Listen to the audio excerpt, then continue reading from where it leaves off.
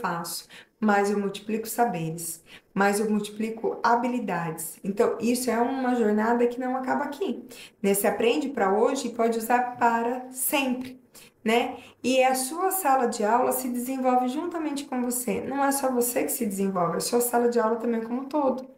Por isso, que eu não sei se vocês se lembram, mas o objetivo da aula é o quê? É ser uma professora abacaxi andando de bicicleta e levando uma maçã.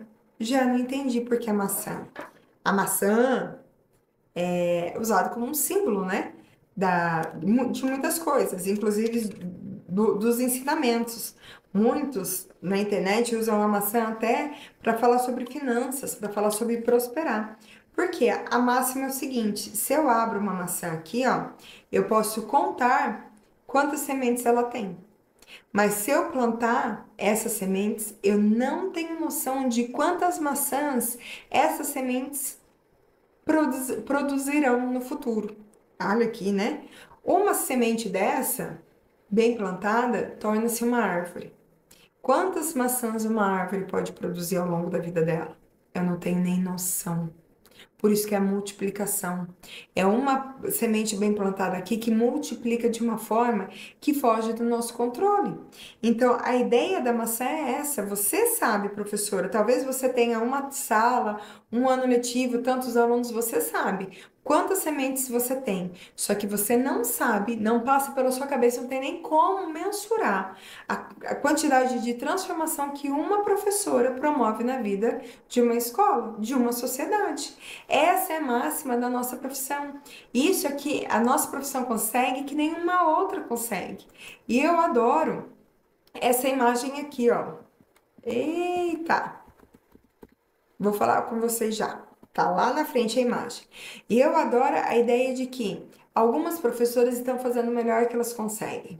A maçãzinha dela pode ser pequenininha, a bicicletinha dela pode ser um pouquinho mais velha, ou o abacaxi dela tá meio maduro ainda, mas todo mundo no mapa da liderança tem nível de liderança.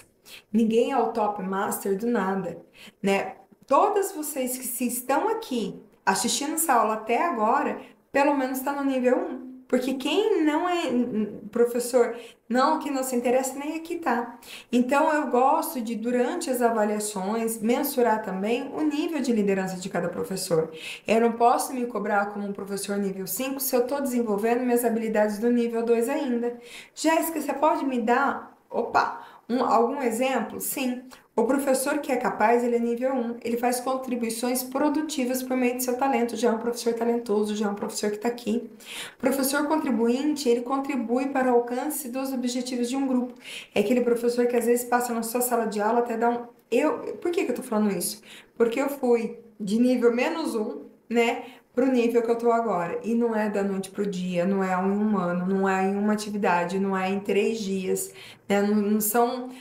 É uma multifatorial, é uma junção de coisas. O professor que está no nível 3 é um professor competente, ele organiza pessoas e recursos de forma eficaz e eficiente. Não tem sempre aquele professor que às vezes dá uma ideia para uma feira, faz alguma coisa que ele consegue transformar uma coisa que está meio caótica.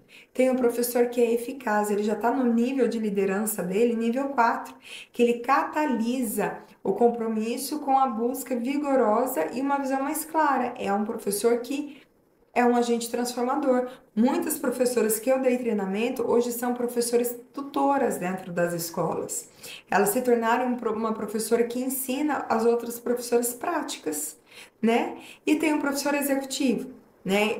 Muitas professoras que passaram pelos treinamentos que eu dou se tornaram coordenadoras pedagógicas, que a gente fala que é prática, mas praticamente o nível 5. É lógico que existem coordenadoras e coordenadores que eu não vou entrar nesse mérito, mas ele constrói grandezas duradouras através de uma combinação, né, entre a humildade pessoal e a vontade profissional. Não é aquele coordenador, aquela professora de liderança nível 5 que quer do jeito dela, que é arrogante, que pensa só no profissional. Não, é uma junção de transformação de vida do ser humano juntamente com o profissional.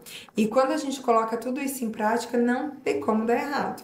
Quando você é professorinha abacaxi que anda de bicicleta e carrega a maçãzinha, o que eu disse sobre as sementes é isso, ó.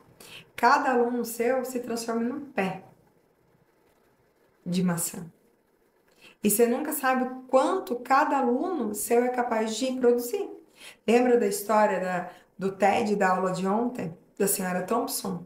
É mais ou menos isso que acontece. Essa transformação é é do tipo, é inviável que não aconteça. Não tem como. Porque você está plantando sua semente. Não tem como não reconhecer isso em todo o trabalho que a gente faz.